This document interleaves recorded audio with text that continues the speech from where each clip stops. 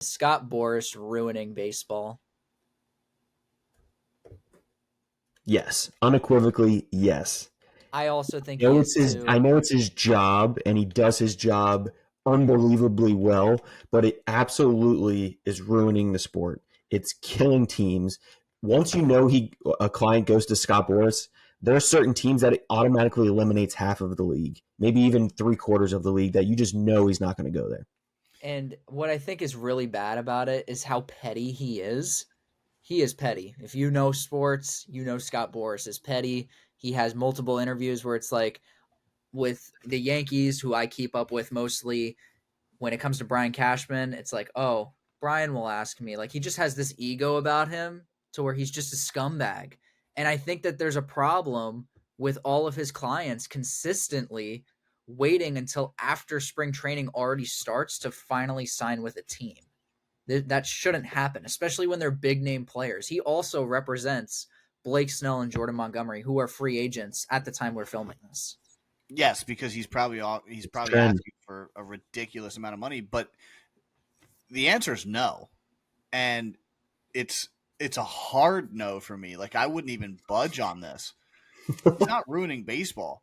Baseball's problem is there's no salary cap, so teams are willing to say, I'll pay the luxury tax. I don't give a shit if I give the Tampa Bay Rays $15 million in extra cap space. They're probably not going to use it anyway. So the Dodgers are sitting here having to pay a massive luxury tax. Let's just say, and I don't know the number, right? I'm just spitballing here, but let's say it's $300 million in a luxury tax, right? They got to pay each team $10 million. You give a shit? You know what I mean? Like, I'm going to make that money back. So to me, if there was a salary cap in baseball, and it could be high, it could be 200 million. That's fine. It could be 210, 250, whatever number that you would have to fall in that range.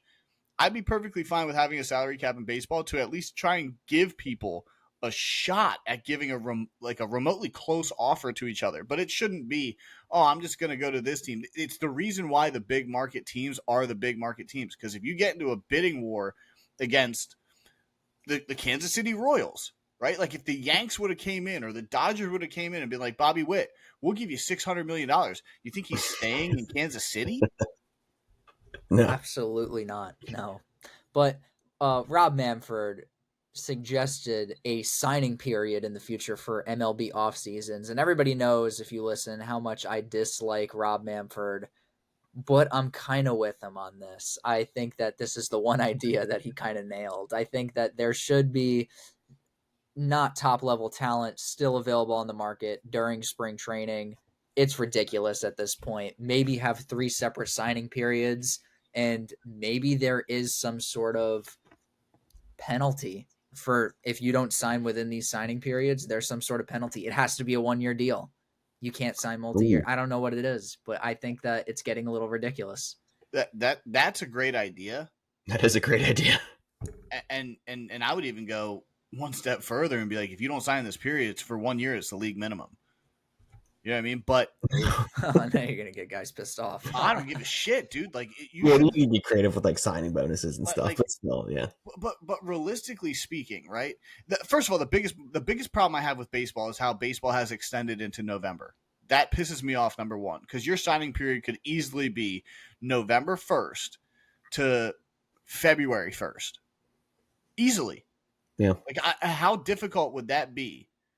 And I feel like, just talking about solutions to that too, maybe once they, that arbitrary deadline, once you get past it and you sign, maybe you can't play until halfway through the year. Like, I don't know, there's like a penalty that you don't get to just automatically join in whenever you're ready. You got to wait 2 months, 3 months or something like that. I also think it adds a little bit more to the sport. If there's a signing period and guys aren't signing, a lot more trades could happen, because it's like, all right, I can't make any acquisition and get my team better through free agency because that's done with. It's just probably more interesting in the offseason too. A lot more trades are going to happen because at that point there are no options. There's no signing. So I just think that is something that Rob Manfred said that I totally agree with. So good on his part. I hope that it happens and it's not just something word of mouth that he says once, but I do know that it will probably be a big pain to happen because of Tony Clark, who represents the Players Association. the MLBPA. So I doubt it happens because of that. But dude, it's the only sport that doesn't have it. He's the problem with every single thing that tries to happen. He always blocks it. No, I know. It's just like I can't comprehend one sport not have of the four major sports, only one doesn't have a signing period. Like everybody knows on July 1st at midnight, you're refreshing for the NBA signings. You know what I mean? Like that's a dope period of time in the off season. July 1st, it's smack in the middle of the off season. If you have a signing period smack in the middle of baseball's off season, it would create buzz throughout the rest of the offseason, as opposed to us sitting here on February 25th trying to figure out where the reigning NL Cy Young's going to go. You guys are exactly right.